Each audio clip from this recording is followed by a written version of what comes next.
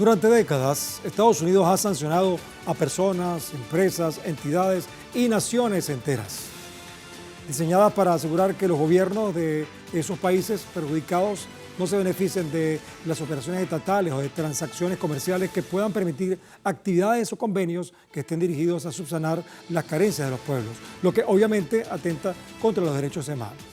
Sin embargo, bajo la excusa de preocupación por el mundo, el gigante de los conflictos bélicos, ustedes saben quién es, acusa a países latinoamericanos de atentar contra la democracia y colaborar con el terrorismo. Argumento que falsamente posiciona para ejercer, entre otras cosas, sus conocidas medidas coercitivas unilaterales, mal llamadas sanciones. El gobierno de Estados Unidos impone bloqueos a Venezuela, Cuba y Nicaragua, por ejemplo, y aunque esto crea complicaciones, no impide la asistencia que dichos países reciben gracias a los acuerdos de cooperación bilaterales y en algunos casos también multilaterales. Organizaciones latinoamericanas y caribeñas han exigido el fin de las medidas coercitivas unilaterales contra Venezuela, a través de una misiva, por cierto, al presidente de Estados Unidos, Joe Biden. De acuerdo con el medio Al Mayadin, los entes hicieron un llamado a retomar los caminos del diálogo, la paz y el respeto mutuo entre las naciones. La nota hizo referencia a la denuncia presentada por el Estado venezolano sobre la detección y frustración de varios intentos de magnicidio, los cuales constituyen una grave amenaza para la estabilidad de Venezuela y la región. Y en esta línea, las agrupaciones consideraron imperativo realizar una investigación exhaustiva sobre la participación de agentes estadounidenses en los hechos. Ante tal escenario, el presidente de México, Andrés Manuel López Obrador, también pidió a su par de Estados Unidos levantar las sanciones a Cuba y a Venezuela, pues socavan la economía de ambos países. La solicitud tiene como fin atajar los desafíos migratorios que experimentan los dos países. Recordemos que a finales de 2023, el canciller de Cuba, Bruno Rodríguez, denunció que los daños acumulados por el bloqueo económico y financiero de Estados Unidos contra ese país ascendían a más de 159.084 millones de dólares, y quizás es una cantidad conservadora. Y este martes Estados Unidos anunció que reactivaría las sanciones contra el sector de petróleo y gas de Venezuela.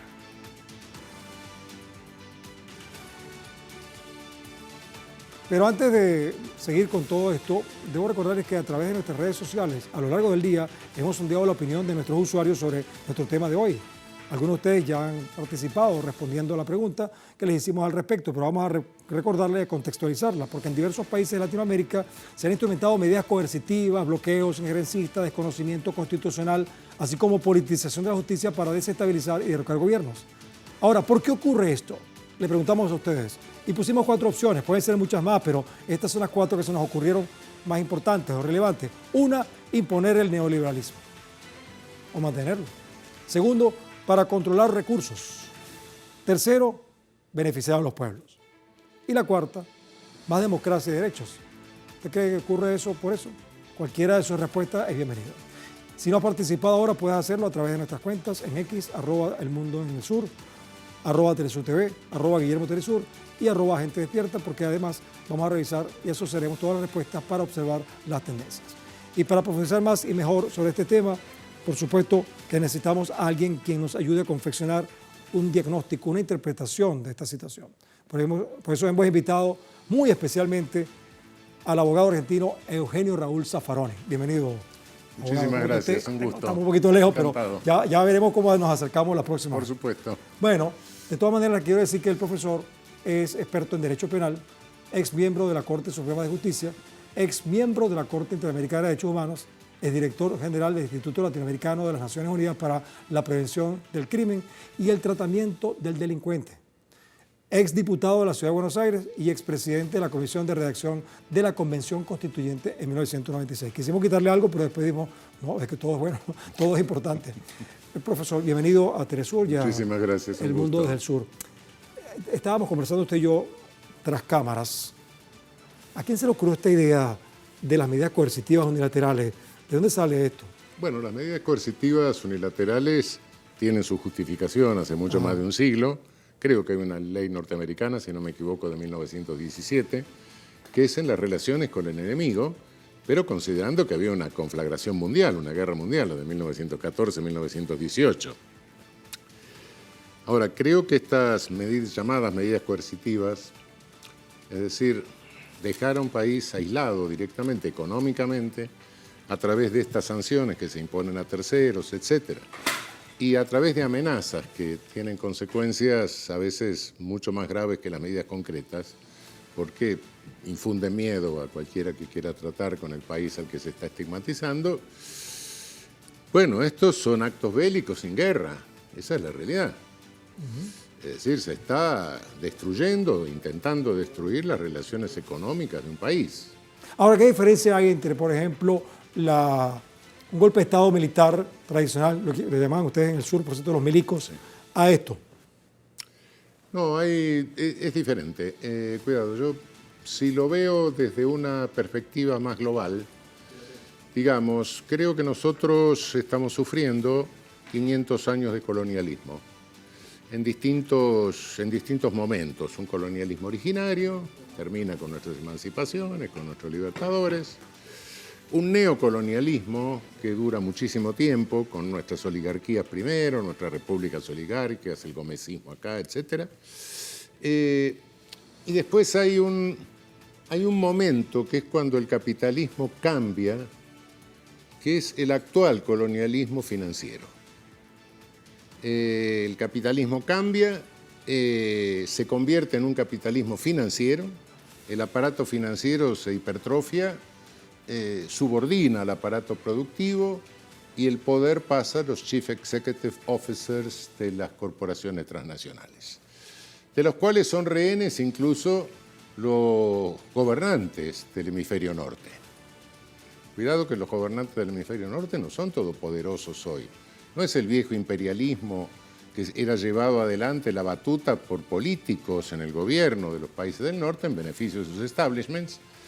No, hoy directamente estas corporaciones transnacionales no tienen nacionalidad, tienen domicilio. Sí, siempre se ha hablado de un tiempo para acá que el que se mueve en la Casa Blanca, incluso un poco disparejo a veces, claro, está movido por unas trenzas que están más arriba, más atrás. Pero y por supuesto, Biden no tiene una omnipotencia respecto de esto. Podrá en algún momento, bueno, tratar de mediar entre dos corporaciones, pero no puede afectar los intereses de esas corporaciones transnacionales en serio o en bloque, ¿no? Es imposible.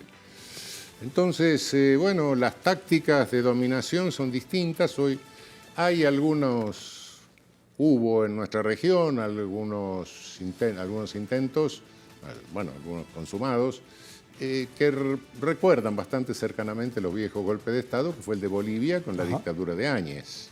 Estuvo muy cerca de ser un golpe de Estado tradicional, ¿no? Sí.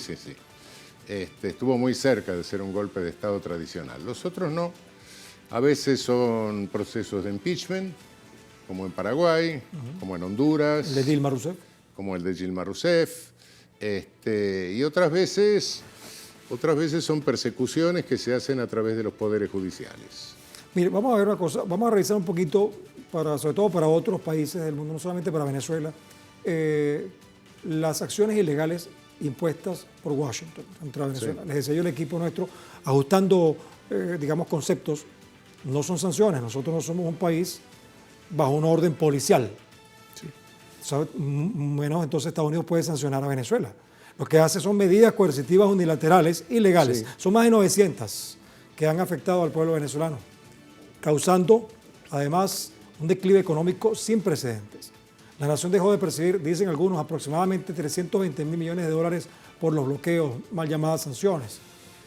Eso probablemente sea más, registrando una gran pérdida del Producto Interno Bruto. Asimismo, perjudicó particularmente la principal fuente de producción del país a través de la petrolera, claro, Petróleo de Venezuela, PDVSA.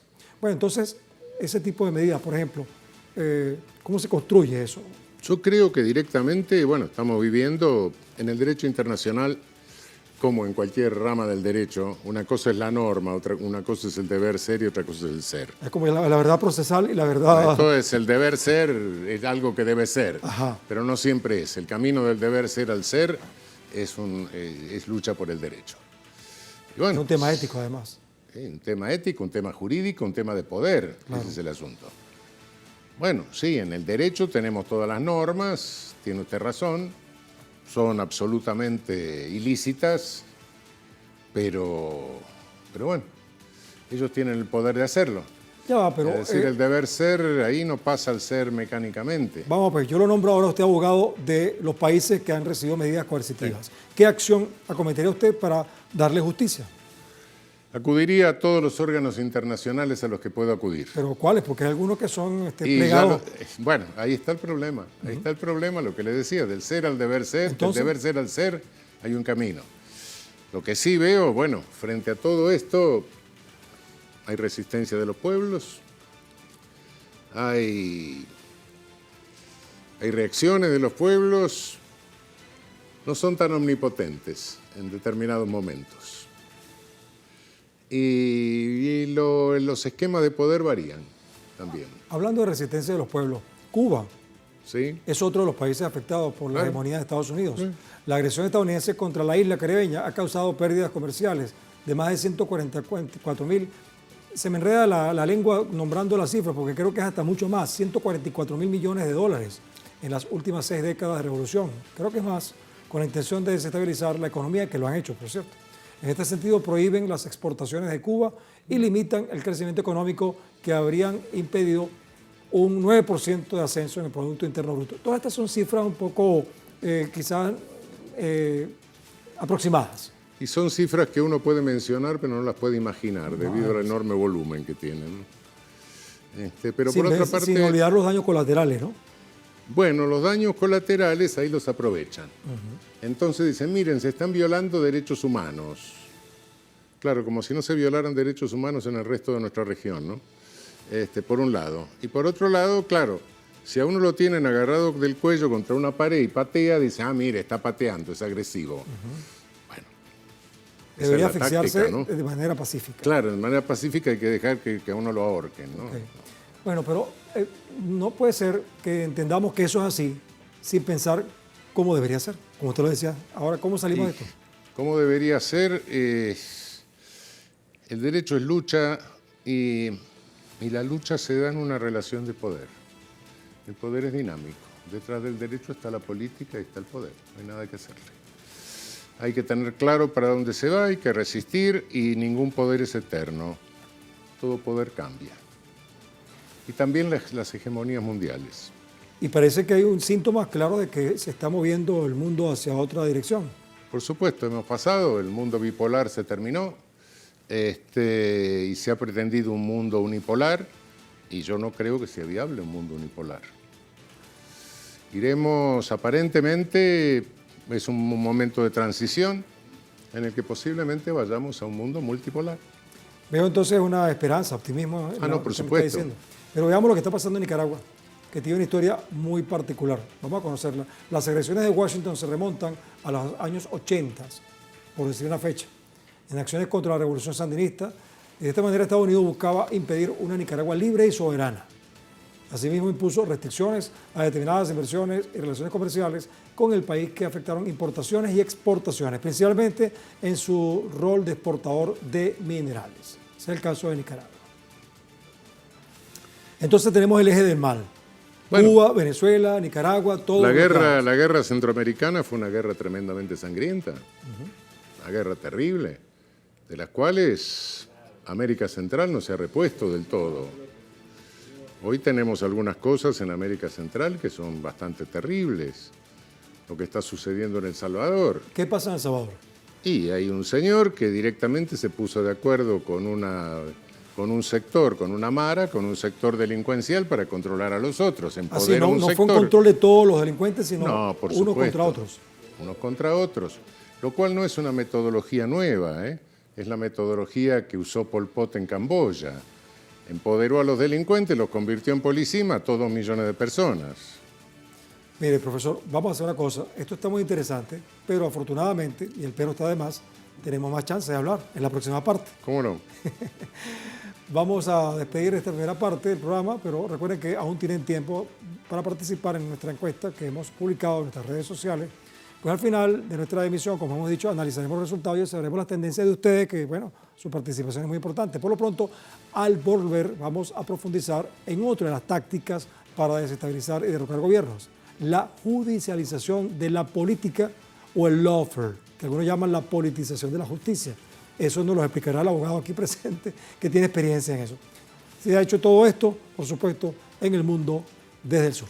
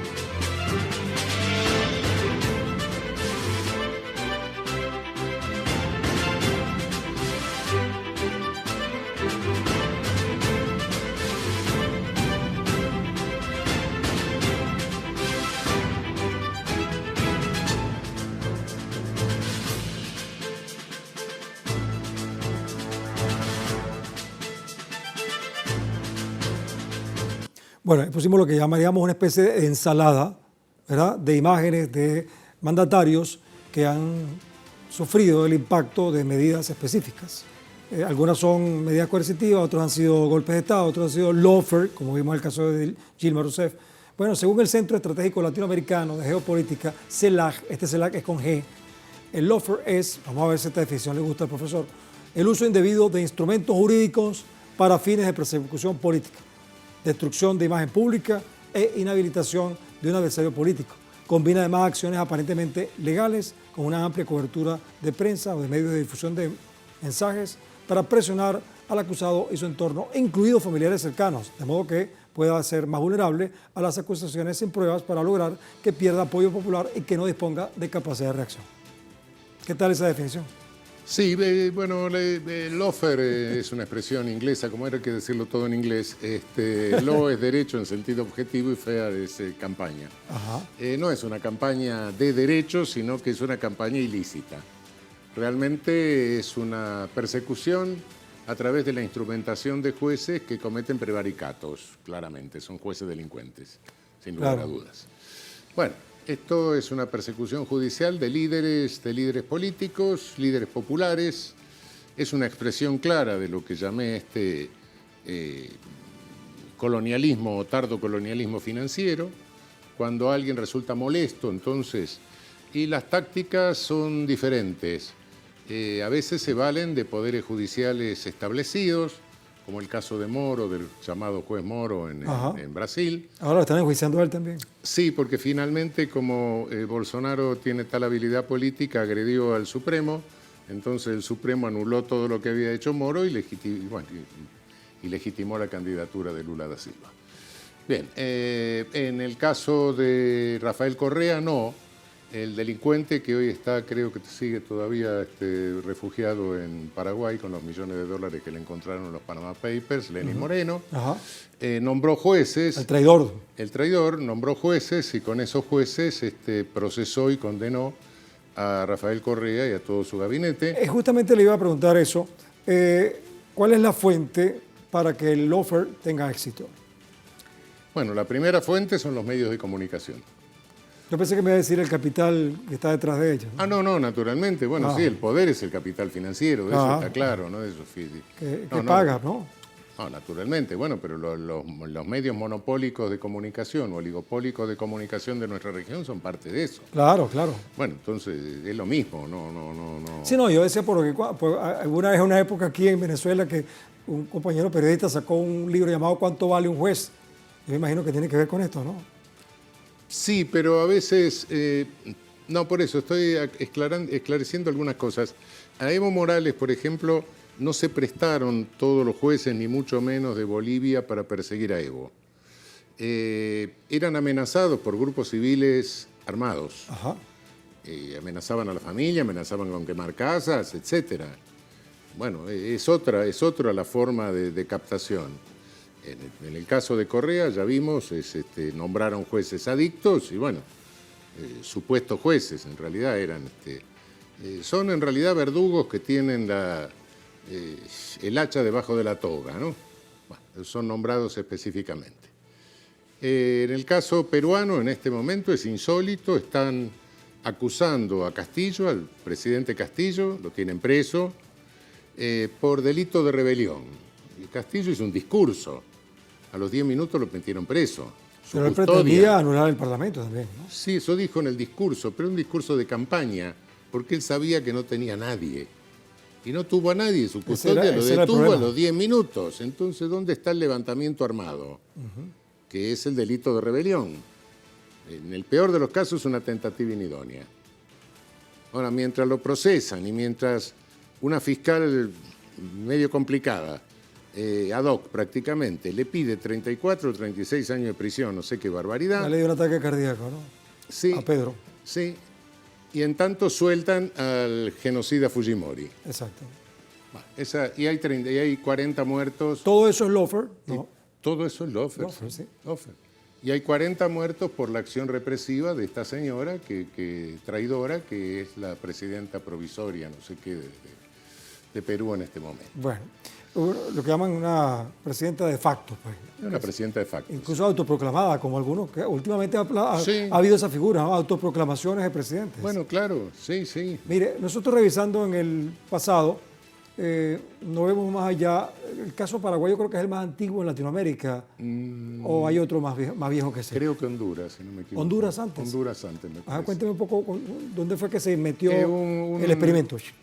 Un impeachment, un juicio político al presidente de Honduras, que era el marido de la actual presidenta, ¿no? Sí. Bueno, estamos hablando de Zelaya. Sí, exactamente, Zelaya. Que lo sacaron en pijama hasta Costa Rica. Exactamente, el caso Zelaya, sí. Pero sí, ¿se puede considerar eso también un lawfare? Sí, sí. Porque fue unos militares apadrinados por los Estados Unidos que lo sacaron de su cama y llevaron a Costa Rica. Sí, con el pretexto de un impeachment, sí. Que después fue legitimado por el Parlamento. Claro, Parlamento y la Corte Suprema. Y la Corte Suprema. Sí. Entonces, esa conspiración entre el Parlamento, Poder Judicial o cualquier otro poder, el silencio de los militares, todo es eso. hacer golpes de Estado al nuevo estilo. Son golpes de Estado New Style, conforme a distintas... Por eso no es que se valen de los poderes judiciales establecidos, a veces sí, a veces no. A veces se meten en el Poder Judicial, a veces amenazan jueces, depende.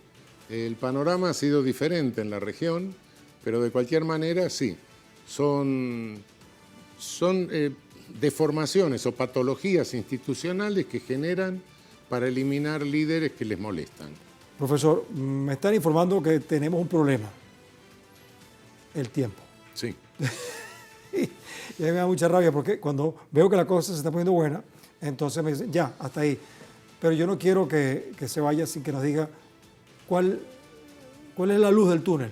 Algunos dicen que es un tren que viene por el túnel, pero ¿cuál es la luz del túnel para la salida del túnel? Me refiero al lawfare, las medidas coercitivas, a todas estas acciones. ¿Y qué se les puede ocurrir después cuando ya eso tampoco sea suficiente? Mire, yo sé que sintéticamente en América Latina se habla mucho de izquierda y derecha. Y creo que nosotros copiamos al norte en términos izquierda y derecha. En América Latina la polarización central es soberanía o colonialismo. Y sigue siendo esa la polarización. ¿Por cuánto tiempo? Por el tiempo que los pueblos decidan, porque la dinámica la hacen los pueblos. Bueno, justamente sobre eso vamos a hablar, porque como usted se acuerda, hicimos una encuesta al pueblo, a la audiencia, acerca de qué piensa de este tema. ¿Usted se acuerda de las preguntas que hicimos? Bueno, en diversos países de Latinoamérica han instrumentado medidas coercitivas, bloqueos injerencistas, desconocimiento constitucional, bueno, todo eso ya ustedes lo saben, y preguntábamos, ¿por qué ocurre todo esto? Entonces, de entre las opciones, son 4. La que se impuso con 48.5%, casi la mitad, es que se va a imponer el neoliberalismo con estas acciones. Parece que están claros en ese concepto. También tienen una gran cantidad de, digamos, considerandos las que piensan que para controlar recursos, 43,4%, aunque probablemente las dos tengan relación, ¿verdad? La de imponer el neoliberalismo y controlar recursos. Muy poca gente, cerca de 5%, dice que estas medidas son para beneficiar a los pueblos, como dice Milei, ¿no? Y 3% más democracia y derechos, que también es una consigna de Milei. Lástima que no podemos hablar de Milei. Bueno, muchas gracias, profesor. Al contrario, un gusto. Así. Encantado. Bueno, ha sido un gusto tenerlo acá con nosotros, el profesor Zaffaroni. Vamos a despedirnos, pero nosotros queremos tener una conclusión. Espero que coincida con lo que es la apreciación. Está claro que los poderes fácticos que manejan los hilos de la actividad capitalista mundial necesitan gobiernos que les entreguen recursos nacionales para enriquecer las finanzas de las grandes corporaciones globales. Por eso hemos observado incontables conspiraciones militares, violencia paramilitar, golpes de Estado, valga la redundancia, magnicidios y una amplia gama de maniobras delictivas que hoy se observan demasiado evidentes y hasta vulgares. Quizás por esas burdas maniobras es que mucha gente ya no acepta más este estilo. Y por eso estamos viendo nuevas tácticas que buscan legitimar el derrocamiento de líderes quienes actúan en favor de las mayorías más vulnerables y no en beneficio de élites con poder económico. Al efecto, ahora hay medidas coercitivas unilaterales y legales, bloqueos comerciales y financieros, subterfugios parlamentarios y judicialización de la política o lawfare para lavar la cara de acciones inconstitucionales. En esa batalla estamos ahora y por tanto nos vemos obligados a preguntar quién ganará esta guerra y qué otras maniobras desplegarán los actores quienes diseñan conspiraciones en el mundo desde el sur.